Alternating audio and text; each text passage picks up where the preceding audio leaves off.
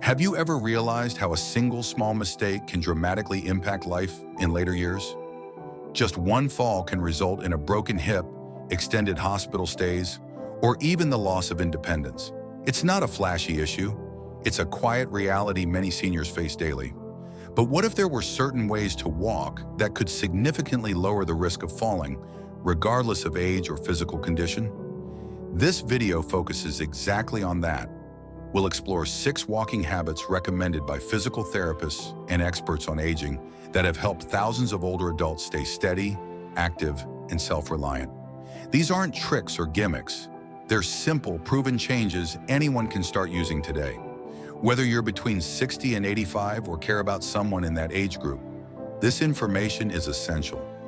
By the end, you'll understand not just what these habits are, but also why they work and how they protect the parts of your body most prone to injury from falls. Hopefully, you'll begin to see your balance and gait as something you can improve, rather than just accept as declining over time. Ready to feel more secure with every step you take? Let's get started. Step number 1, becoming aware of your head position. Many people don't realize that your head acts like the steering wheel for your entire body. Wherever it points, your posture and balance usually follow. One common mistake older adults often make while walking is looking down too much or too far ahead. Although it may seem safe or cautious, this habit can actually raise the chances of falling. Here's why. When you tilt your head downward for extended periods, especially while walking, it causes your spine to round forward, your shoulders to slump, and shifts your center of gravity. This places extra strain on your knees and hips and limits your ability to see what's ahead clearly. As a result, you're more prone to shuffling, tripping, or missing obstacles entirely. When your body gets misaligned, that's when falls tend to happen. That said, I'm not suggesting you never look down. Being aware of your environment is important. The key is a technique recommended by seasoned walkers and physical therapists called the 80-20 rule. Aim to keep your eyes focused forward about 10 to 15 feet ahead for 80% of the time and glance downward only for 20% of your walk. This helps maintain upright posture, sharper balance, and gives you enough time to spot hazards early. Take Ellen, a 76-year-old retired librarian from Arizona, as an example. She often felt unsteady walking down her driveway because she was constantly staring at her feet. After her son mentioned this to her physical therapist, she was taught to lift her chin slightly and focus ahead. Within just 2 weeks, Ellen noticed her walks became smoother and the tension in her neck and shoulders eased.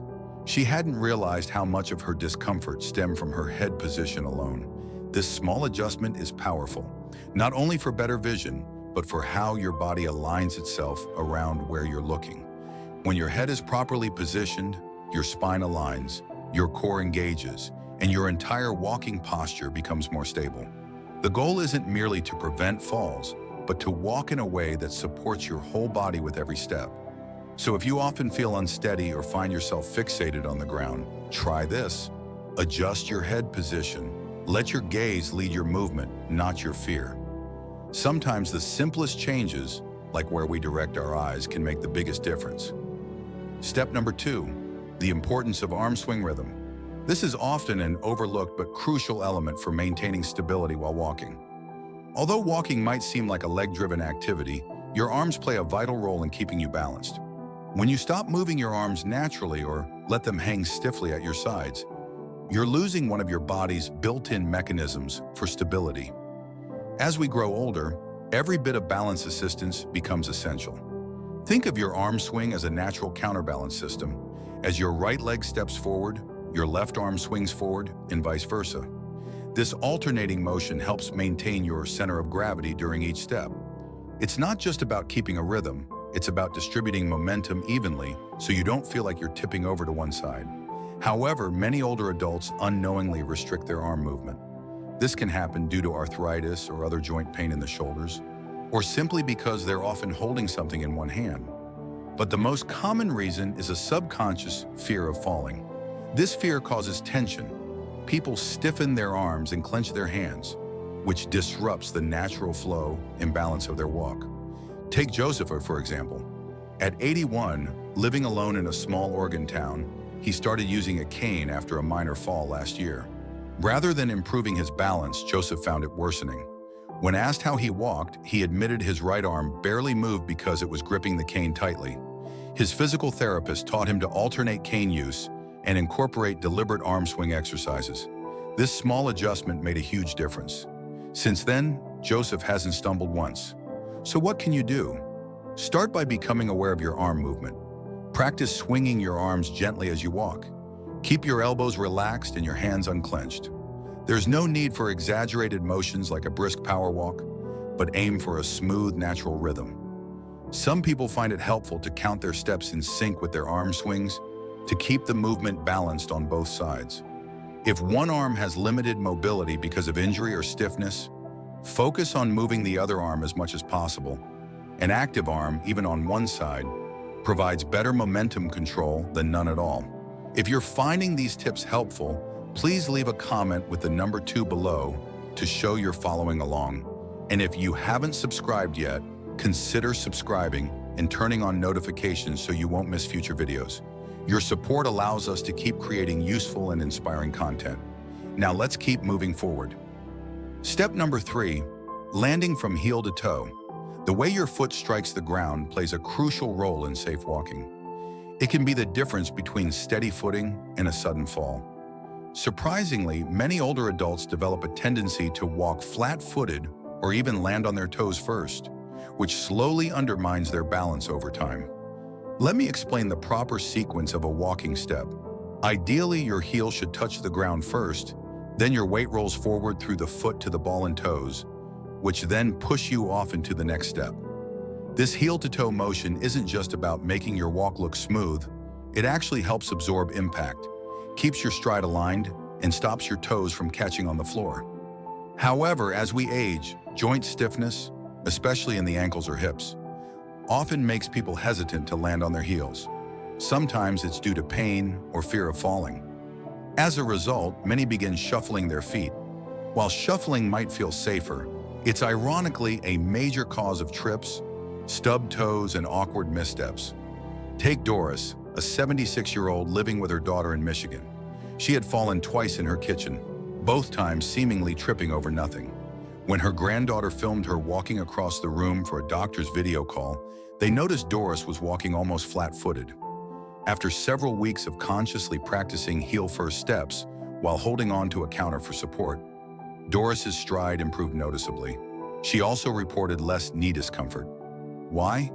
Because walking heel first activates the calf muscles, promotes proper hip movement, and helps the entire leg work together efficiently, like a finely tuned machine. Here's a helpful tip. When walking, focus on softly placing your heel on the ground first. It doesn't need to be exaggerated, just natural and gentle. Some people find it useful to walk barefoot slowly over a small towel placed on the floor, paying attention to the smooth heel-to-toe roll with each step. This kind of practice retrains your nervous system to move in the correct sequence again. Don't worry if it feels odd at first. Your body is simply relearning a pattern it's known for years but might have forgotten. With consistent practice, this natural step pattern will return, and your risk of falling will decrease significantly, often without you even realizing why. Step number 4, the significance of taking smaller steps. This simple adjustment is one of the most underrated strategies for fall prevention.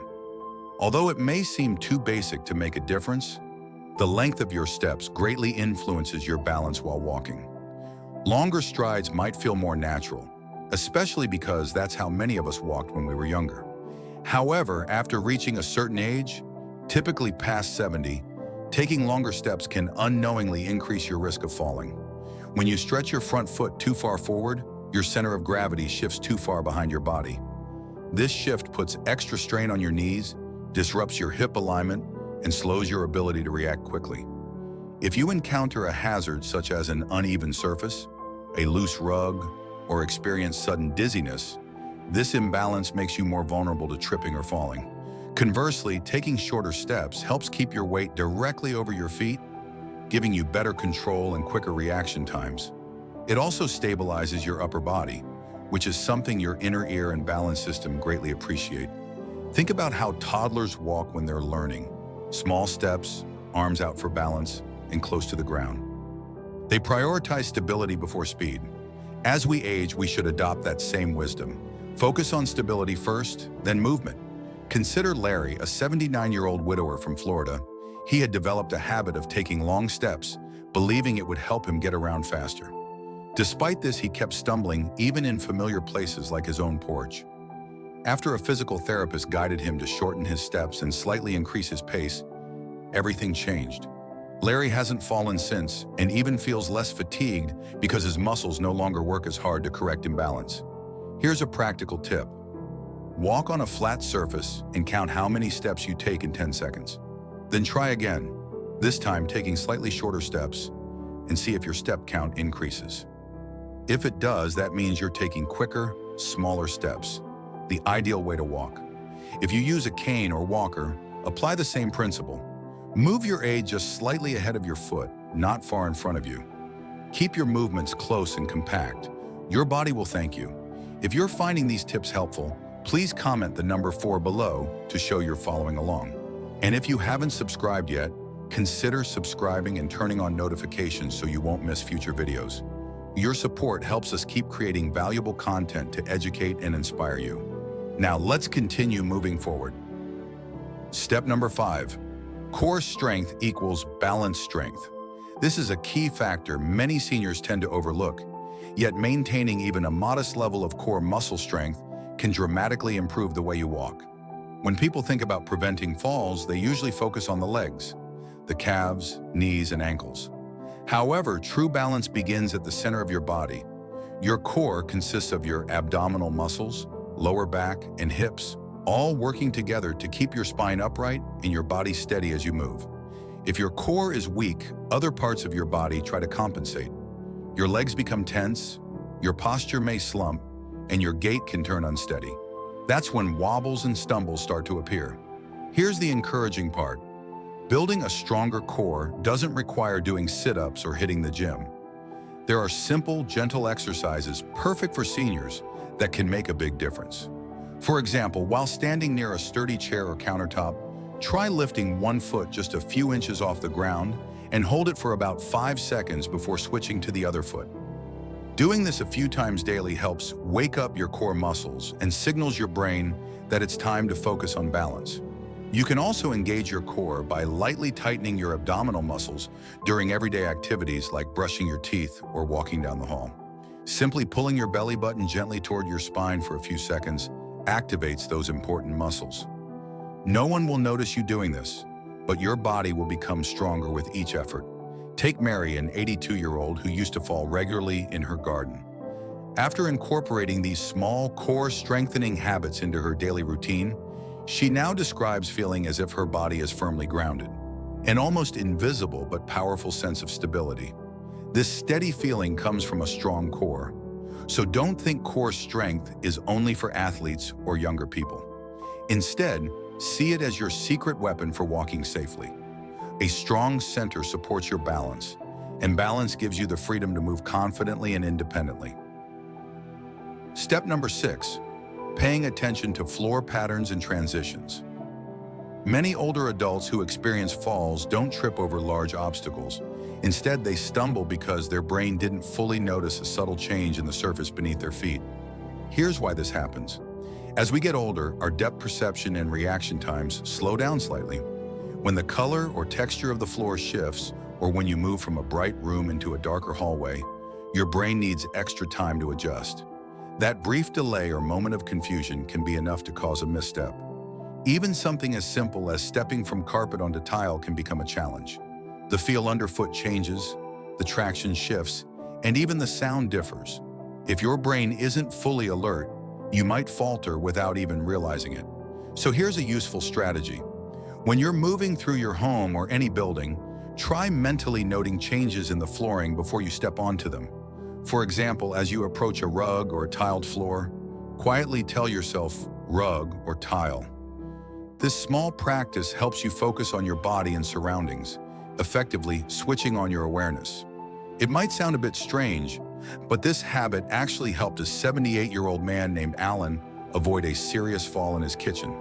By reminding himself tile each time he entered the room, he slowed down enough one day when the floor was wet, preventing a dangerous slip.